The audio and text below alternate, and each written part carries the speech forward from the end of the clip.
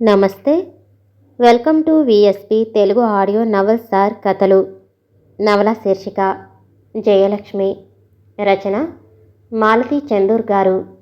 చదువుతున్నది ధనలక్ష్మి. ఇక కథలోకి వెళితే, వాచ్మెన్ వాచ్మెన్ అన్న కేకలకి ఆ చుట్టుపక్కలంతా లేచి నిద్రాభంగమైందని విసుక్కోవటం పరిపాటి. రాత్రి 12 దాటింది.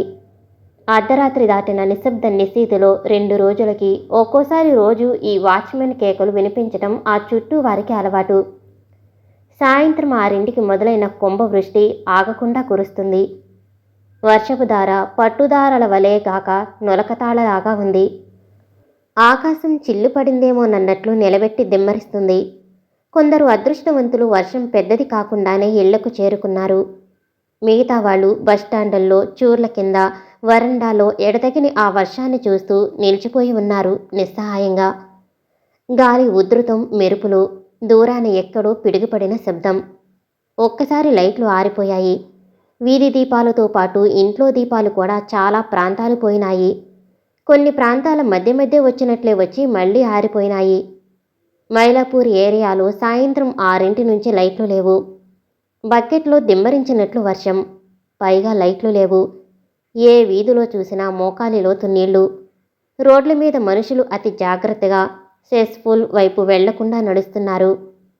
మూతలు తీసిన సెస్ఫూల్స్లోకి రోడ్డు మీద వర్షపు నీరు అమిత వేగంతో వెళుతూ ఆ వేగంలో మనుషులను ఈడ్చుకుపోవటం కద్దు. మనుషులు ఆ పూల్స్లోకి కొట్టుకుపోరు గాని చెప్పులు పోవటం, ఓ కాలులోన చిక్కుపడి పోవటం జరుగుతూ ఉంటుంది. 6 గంటలకి ప్రారంభమైన వర్షం కాస్త తెరిపి ఇచ్చినట్లే ఇచ్చి మళ్ళీ 7ంటికి పట్టుకుంది. గబాలున్న లైట్లన్నీ ఆరిపోయాయి. టెలిఫోన్ ఉన్న వాళ్ళంతా బ్రేక్డౌన్ మీద విరుచుకుపడ్డారు. ఎలక్ట్రిసిటీ బ్రేక్డౌన్లో ఆ పక్కనెవరూ రిసీవర్ ఎత్తటం లేదు. కొన్ని చోట్ల టెలిఫోన్లు పనిచేయటం లేదు. 10ంటికి తిరిగి పట్టుకున్న వాన ఓ గంటసేపు విసుగు లేకుండా కురిసి అరిచి అరిచి ఆయాసం వచ్చిన మనిషిలాగా నిశ్శబ్దమైపోయింది.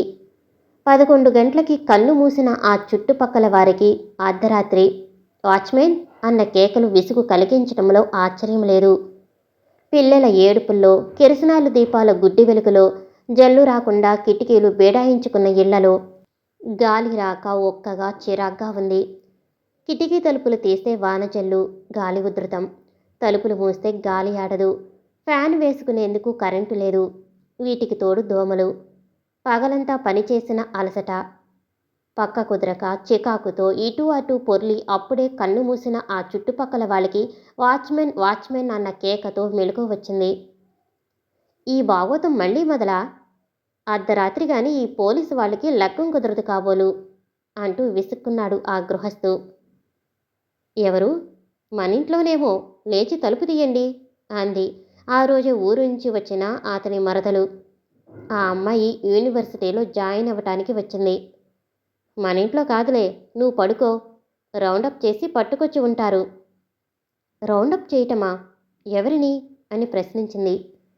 ఏదో హౌస్ రైడ్ చేసి ఉంటారు.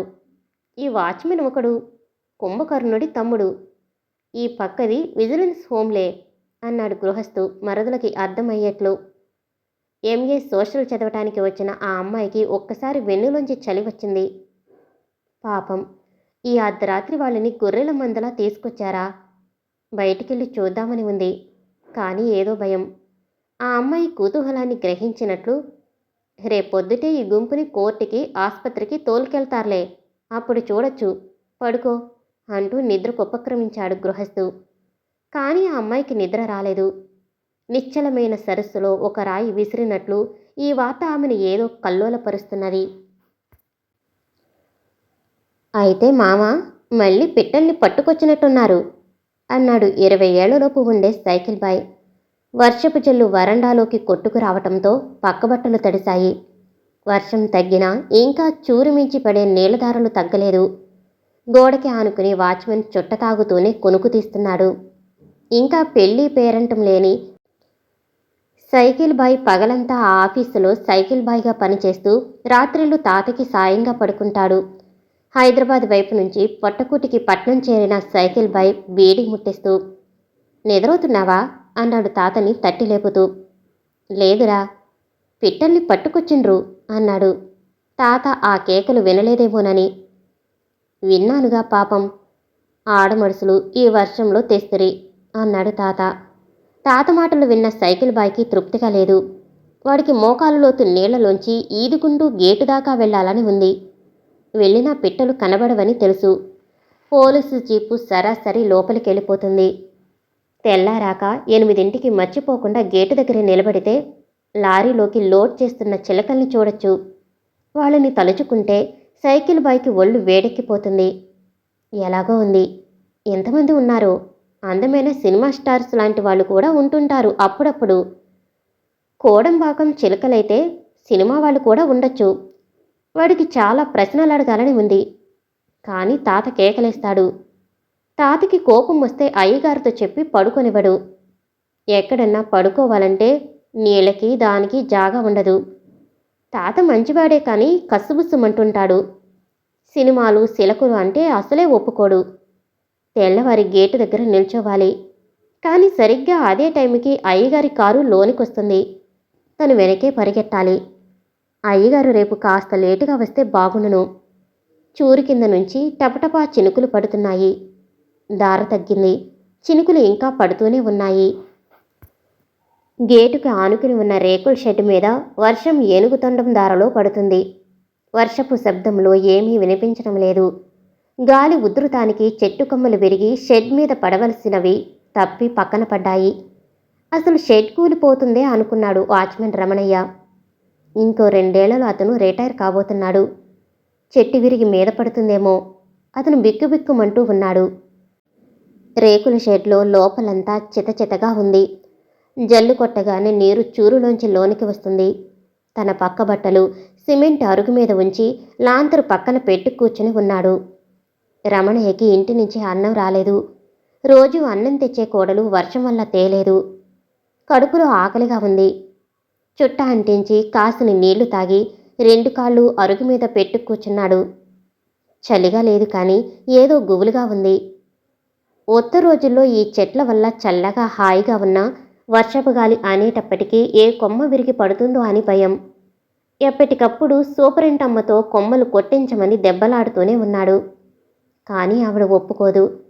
ఒక్క ఆగు తెంచటానికి వీల్లేదంటుంది. కొమ్మ విరిగి మీద పెడితే ఆవిడకేం? తననెత్తినేగా పడేది. ఇంకా అన్నం రాదు. ఈ పూట తింటే. టీ తాగి వద్దామంటే రెండోవాడు రాలేదు. వాడి రాత్రికి రాడు అనుకుంటూ అరుగు మీద పక్క సర్దుకుని నిద్రలోకి జారిపోతున్నాడు రమణయ్య. Watchman, watchman! గేటు మీద బాదుతున్నారు లాఠీ కర్రతో. గేటుని గబగబా ఊగిస్తున్నారు. వస్తున్నా వస్తున్నా అన్న అతని కంఠం చెట్ల మించి రాలుతున్న నీటి బొట్ల శబ్దంలో వినిపించటం లేదు. తలుపు వెనుకనున్న తన కంఠం వాళ్ళకి వినబడదని రమణయ్యకి తెలియదు. పక్క మేకుకి వేలాడి తీసిన తాళం చెవి తీసుకుని లైటు పెద్దది చేసి తలుపు తెరిచాడు రమణయ్య. ఒక్కసారి నీరు లోపలికి తన్నుకొచ్చింది. విసుక్కుంటూ నీళ్లలోంచి కాళ్ళు ఈడ్చుకు వచ్చి గేటు తెరిచాడు రమణయ్య. 2 గేట్లు బారగా తెరిచాక జీప్ భయమంటూ లోపలికి వెళ్ళింది. రమణయ్య ముఖం, ఒళ్ళు, బట్టలు పిచికారి కొట్టినట్లు తడిసిపోయాయి. పోలీసు వాళ్ళని, జీపులోని ఆడవాళ్ళని అందరినీ నోటికొచ్చినట్లు తిట్టుకుంటూ నిల్చున్నాడు. అరగంట గడిచాక పోలీస్ సబ్ ఇన్స్పెక్టర్తో జీప్ వెనక్కి వచ్చి రోడ్డు ఎక్కింది. రమణయ్య తాపీగా గేట్లు మూసి తాళం పెట్టి లాగి చూశాడు. మొగుడు ఇంటికి రాలేదని కోపంగా, ఆదుర్దగా ఎదురుచూస్తుంది సబ్ ఇన్స్పెక్టర్ భార్య సాయంత్రం నుంచి. ట్రాఫిక్లో ఉన్నప్పుడు హెడ్ కానిస్టేబుల్ అయినా రాత్రి ఇంటికొచ్చేటప్పటికి జేబులు గలగల్లాడుతుండేవి. రాత్రి 10 అయ్యేసరికి ఇంటికొచ్చేవాడు. హెడ్ కానిస్టేబుల్ ప్రమోషన్ వచ్చి సబ్ ఇన్స్పెక్టర్ అయ్యాడు. ఈ దిక్కుమాలిన బిజినెస్లో వేశారు. పొద్దాక ఆడవాళ్ళని పట్టుకోవటమే. సన్నగా పేలగా ఉన్న సబ్ ఇన్స్పెక్టరు పెళ్ళానికి పోలీసు వాళ్ళంటేనే కాస్త కోపం. అందులోనూ తన మొగుడు నల్లగా ఉన్నా అందంగా భారీగా ఉంటాడు. చూస్తే పట్టుమని అతని నడుందాకా రాదు. ఇంత వర్షంలో కూడా ఈ వెధవ డ్యూటీ చెయ్యాలా? ఈ ఆడవాళ్ల వేటలో ఏ రోజు ఎవరితో పోతాడో, దేన్ని మరుగుతాడో ఎవరు చూడొచ్చారు? వాచ్మెన్, వాచ్మెన్ అన్న కేకలు పోలీస్ లైన్లోకి వినిపిస్తున్నాయి. వర్షం కాస్త తెరిపించాక రోడ్డు వైపుకి కిటికీ తెరిచి చూస్తుంది. లైన్లకి ముందు వారగా ఉన్న ఇంట్లో ప్రమోషన్ వచ్చాక మారారు. మారినప్పటి నుంచి సబ్ ఇన్స్పెక్టర్కి భార్య కళ్ళన్నీ ఈ హోమ్ మీదే. రాత్రి మొగుడు ఇంటికొచ్చేదాకా ప్రాణం గిలగలలాడుతూ ఉంటుంది. జీపులో ఎక్కించుకొచ్చిన ఆ బజారు వాళ్లతో తన మొగుడు లాలోచి అయితే ఆ జీపుని అలానే ఆ ఆడవాళ్లతో పట్టుకు పారిపోతే ఇంకేమన్నా ఉందా? తను అసలే అనాకారి దానికి తోడు. అలాంటి ఆడవాళ్ళకి అన్ని మాయలు తెలుస్తాయట. మందు మాకులు పెట్టి మగవాళ్ళని బానిసలను చేసుకుంటారట. ఈ వర్షంలో ఎవరిని పట్టుకుంటారో? ఆ జీపు తమదేనా? జీపు పోలీసుల లైన్లోకి తిరిగింది. తన మొగుడే అయ్యుంటాడు. గబగబా లేచింది. ఇంటి ముందు జీపు ఆగిన శబ్దం విని జైత్రయాత్ర చేసి వచ్చిన మహావీరుడికి విజయహారతి పడుతున్నంత గర్వంగా సంభ్రమంగా తలుపు తీసింది. అతని ముఖంలోకి పరకాయించి చూస్తుంది. ఎవరితోనన్నా వ్యవహారం పెట్టుకున్నాడేమోనని. యూనిఫార్మ్ విప్పుతూ అన్నం పెట్టు అన్నాడు సబ్ ఇన్స్పెక్టరు దొడ్లోకెళ్ళి కాళ్ళు కడుక్కుంటూ. ఎన్నో అడగాలనుకుంది. ఈ డిపార్ట్మెంటు నుంచి బదిలీ చేయించుకోమని అడుగుదామనుకుంది. ఆలస్యంగా వచ్చినందుకు అలిగి సాధిద్దామనుకుంది. ఏమీ చేయలేకపోయింది. 6 అడుగుల ఎత్తు ఉన్న ఆ మనిషిని చూసేటప్పటికీ ఆమె నోటంట మాట రాదు. ఏదో భయం, నిస్సహాయత చుట్టుముడతాయి. సూపరింట్ క్వార్టర్స్కి కాస్త దూరంగా ఉన్న అసిస్టెంటు సూపరింటు నిద్రకు నోచుకోలేదు. ఎవరు నిద్రపోయినా సత్యవతి మాత్రం ఆదిమర్చి పడుకోవటానికి అవదు. ఏ రోజు రాత్రి అయ్యేటప్పటికీ ఈ బాగోతం తప్పదు. క్యాజువాలిటీ వార్డులోని డాక్టరులాగా ఈ హోంలో పగలు రాత్రి అనకుండా కాచుకుని ఉండాలి సత్యవతి. ఆమెకి పెళ్లి కాలేదు. అవుతుందనే ఆశ కూడా లేదు. మెట్రికులేషన్ పాస్ అయ్యి సోషల్ వర్కర్గా చేరి నెమ్మదిగా అసిస్టెంట్ అయ్యింది.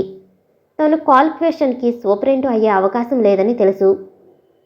పగలు రాత్రి ఈ హోంని అంటిపెట్టుకుని ఉండే సత్యవతిని హోంలో వాళ్ళు, పోలీసు వాళ్ళు చెట్టు చేమలాగా, కాంపౌండ్లో ఉన్న వృక్షాలలాగా, ఒక బిల్డింగ్ లాగా, అదేదో సర్వసాధారణం సహజమైన ఒక వస్తువు అన్నట్టు చూస్తారు. సత్యవతి సెలవు పెట్టడం కానీ సెలవు అడగటం కానీ లేదు. సెలవులకి ఎక్కడికి వెళ్ళటం అనేది లేదు. వర్షపు జల్లు రాకుండా తలుపులు బిగించుకుని పడుకున్న సత్యవతికి వాచ్మెన్ అన్న మొదటి కేక వినిపించింది. అసలు రోడ్డు మీద వెళుతున్న వాహనాల్లో ఏది పోలీసు వాహనమో తన మంచం మీద పడుకునే చెప్పగలదు. ఈ విషయంలో పోలీసు కుక్కకి మించిపోయిన గ్రహణశక్తి ఏర్పడి ఉంది. వాచ్మెన్ గేటు తీసి జీపు లోపలికొచ్చేసరికి సత్యవతి రిజిస్టర్తో పాటు ఆయాన్ని తీసుకుని వరండాలో కుర్చీలో కూర్చుని ఉంది. జీపులోంచి 6గురు దిగారు. అందులో ఒక అమ్మాయి స్పృహలో ఉన్నట్లు లేదు. ఒక పక్క కానిస్టేబులు, మరో పక్క ఆయా ఇద్దరూ పట్టుకుని తూలి పడిపోతున్న అమ్మాయిని జీపులోంచి దించారు. వరండాలోకి తీసుకొచ్చిన ఆ అమ్మాయి కుప్పలా కూలి నేల మీద పడిపోయింది. వంటికి తడిబట్టలు అతుక్కుపోయి ఉన్నాయి.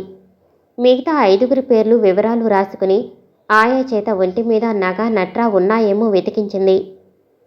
నల్లమందు, కత్తులు, డబ్బులు, నగలు ఇలాంటివేమన్నా ఉన్నాయేమోనని పోలీసుల ఎదురుగుండానే సోదా చేయటం రొటీన్. ఈ రొటీన్ వ్యవహారం 5 నిమిషాల్లో గబగబా ముగించింది ఈ విద్యలో ఆరితేరిన ఆయా. 5గురి పేర్లు రాసుకున్నాక మారుబట్టలిచ్చి 6వ అమ్మాయి దగ్గరకొచ్చేసరికి ఇటు పోలీసులు అటు సత్యవతి హెల్ప్లెస్గా అయిపోయారు. ఆ అమ్మాయి స్టేషన్కి వచ్చినప్పటి నుంచి స్పృహలో లేదట. జీపులోనూ మగతగా పడి ఉందట. మరి కేసు ఎలా బుక్ చేశారు అడిగింది సత్యవతి కానిస్టేబుల్ని. మొగాళ్ళ వెంట పడిందట. 2 అప్పచెప్పారు. ఎందుకు? ఎందుకేమిటి? ఇక్కడికి వచ్చే వాళ్ళంతా దేనికి పడతారో అందుకు. ఆ అప్పచెప్పిన వాళ్ళిద్దరూ నిజం చెబుతున్నారా? నిజమేట. మా స్టేషన్ కానిస్టేబుల్ చూశాడు. ఏ స్టేషను? నెంబర్ చెప్పాడు. ఆ అమ్మాయి పేరు కనుక్కున్నాడా? లేదు, ఇదంతా దొంగ వేషం. పేరు చెప్పాల్సి వస్తుందని మైకమొచ్చినట్లు పడిపోతుంటారు. లాఠీతో 2 ఈడ్చుకుంటే పక్కన సబ్ ఇన్స్పెక్టర్ ఉన్న విషయం జ్ఞాపకం వచ్చి నాలుక ఖర్చుకుని ఆగిపోయాడు కానిస్టేబుల్. ఇప్పటికి ఇలా వదిలేద్దాం.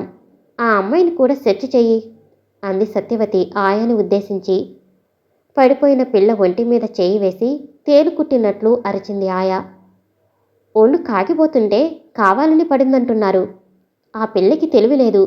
చూడండి ఎలా పేలిపోతుందో అంది ఆయా సత్యవతిని చూడమన్నట్లు. సత్యవతి చెయ్యి పట్టుకు చూసింది. చెయ్యి సలసలా కాకుతుంది. పళ్ళు కటకటలాడిస్తుంది చలికి కాబోలు. సరే, మీరెళ్ళండని వాళ్ళని తరిమి ఆ 5గురిని పట్టమని ఆయా సాయంతో క్వారంటైన్కి మార్పించింది. ఆయా ఆ పిల్ల తడిబట్టలు విప్పి పొడిబట్టలు కట్టి నర్సుని లేపి తీసుకొచ్చింది ఏదన్నా మందిమ్మని. నర్సుపై ఉపశమనానికి నుదుటి మీద తడిపట్టి వెయ్యమని నిద్ర కూరుకొస్తుంటే తన రూమ్కి వెళ్ళిపోయి పడుకుంది. ఆ 5గురికి ఒకవైపుగా జ్వరం పిల్లకి ఒకవైపుగా చాపలు వేసి బయట తాళం పెట్టి కీ సత్యవతికి హ్యాండ్ ఓవర్ చేసి తన రూమ్కి వెళ్ళిపోయింది ఆయా.